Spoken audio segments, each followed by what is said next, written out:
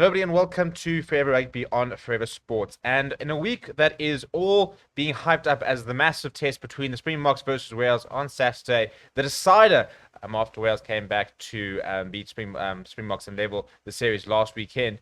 Rassie has decided to get his Twitter account going, and all of a sudden we are seeing a bit of a feud broiling between former Springbok and World Cup winning coach Jake White and the now current director of rugby, Rassie ERASMUS.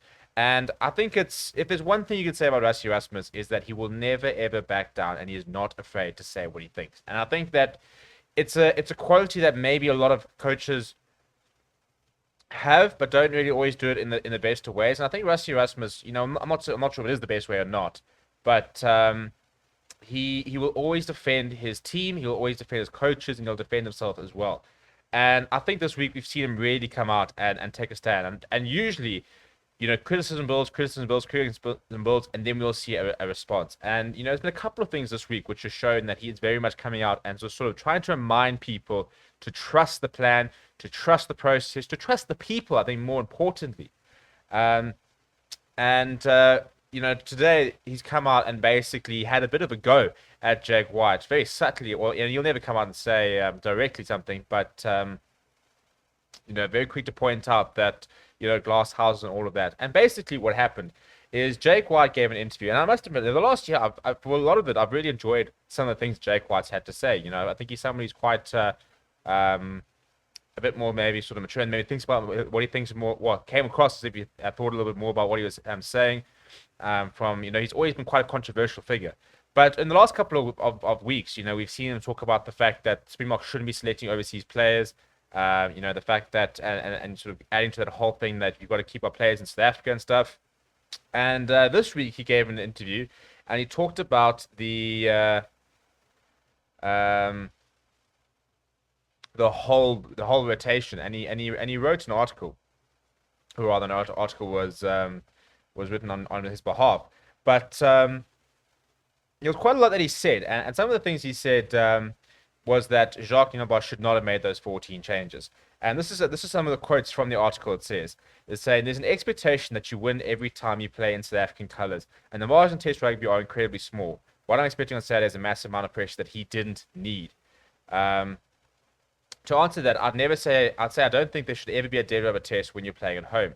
The job of a national coach is to win test matches. National coaches shouldn't use tests to see if players are good enough.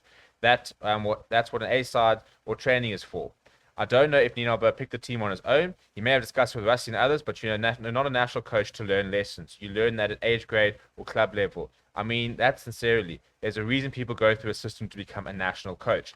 So really, and I don't like it because I think it's adding to sort of the rhetoric and the idea that Jacques Nienaber is not a competent national coach. So I really don't like that sort of insinuation because I think, it's feeding into a really, really poor and misinformed conversation happening where people just turn around and calling him like, for example, calling Jacques Nienaber a physio when he's coached rugby at elite levels for 14 years. He was a physio at the Cheetahs, and basically what was happening, it's quite interesting. I was reading an article that Rassie was saying that he wanted to use the warm-up time during matches more productively, and as a result, they started integrating defense drills into the warm-up, and that's kind of where Jacques Nienaber's sort of coaching career began.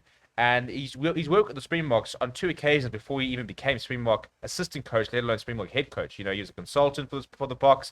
He worked with the junior Boks. He's worked with the Cheetahs. He's worked overseas. He's an established rugby coach in Jacques Nienaber. So, I think that a lot of the criticism against him is very unjustified, especially the insinuation that he's not qualified. And I don't like the fact that Jake White is in many ways sort of feeding into that rhetoric with that kind of insinuation, saying you're not a national coach to learn lessons.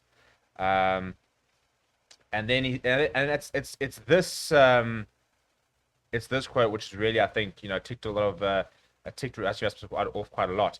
And he says that in my experience, the most successful Springbok coaches keep the best teams together. Nick Mallett, myself, Erasmus 2019, it's always been that way. So yeah, basically sort of insinuating that he shouldn't have made the changes, and that the best coaches don't make changes like that to their sides. And now what Rassie ERASMUS has done is he has actually retweeted. He's got his Twitter account going again, and he retweeted saying, "I talk, guys. Please remember that we all want the best for South Africa. He remembered this in 2007, and what he actually references was the time when Jake White was making a lot of different changes to his teams. And it's actually, I mean, so he quotes a Wikipedia post which speaks about the Springbok selection controversy, which says New Zealand and Australian rugby officials considered on the news of the below-string Springbok team that they might consider scrapping the remaining fixtures against South Africa, but cited that because of many arrangements, including broadcast, stadium, and ticket arrangement, that might be quite complicated. That was when we lost to New Zealand 33-6 under Jake White. All those, I'm trying to remember the year, but he did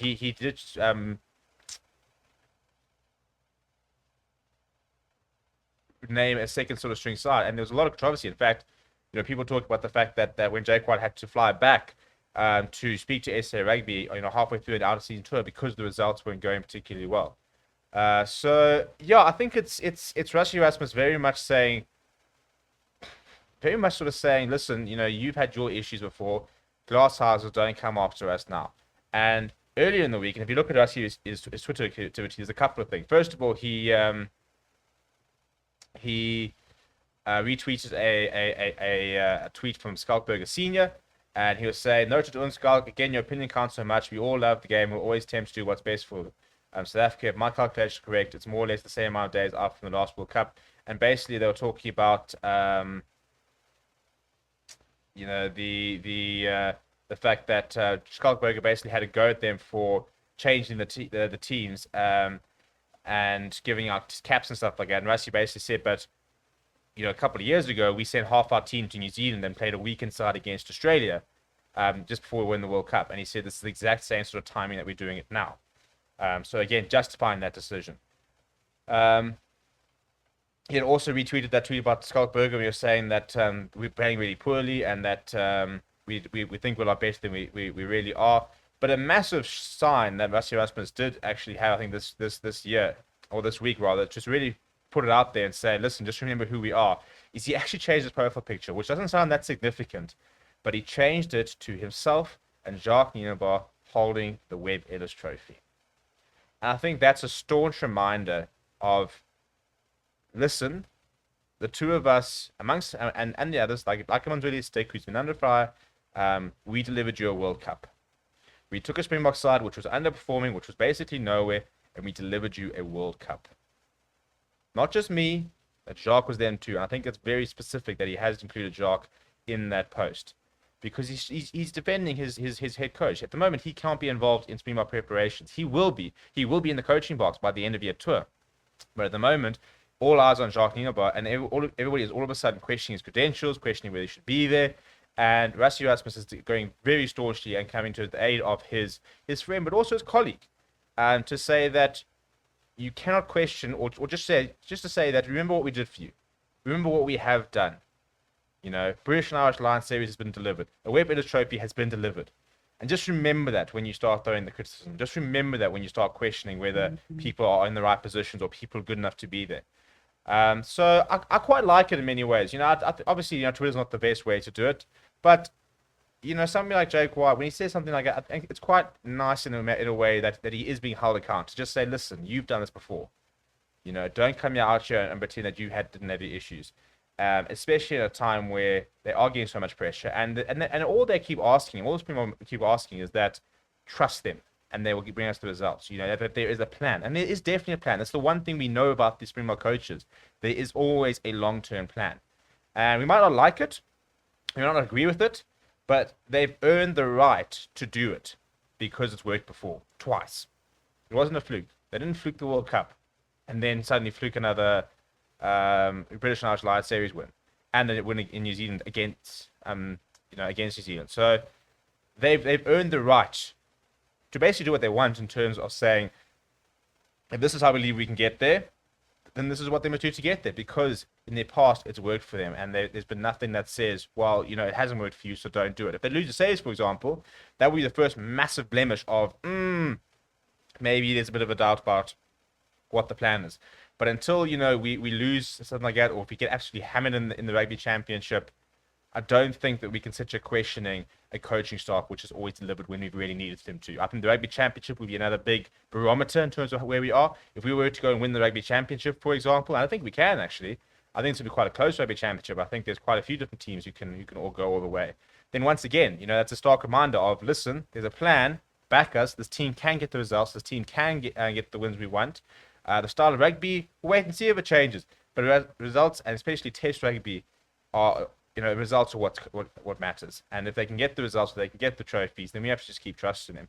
But let me know what you think down in the comments below. Please do smash the like on the video. Please do subscribe to the channel as well. We'll be live all of tomorrow for lots of rugby, so we'll make sure we'll see you there. Until then, my name is Steven. Thank you very much for watching. I'll chat to you soon.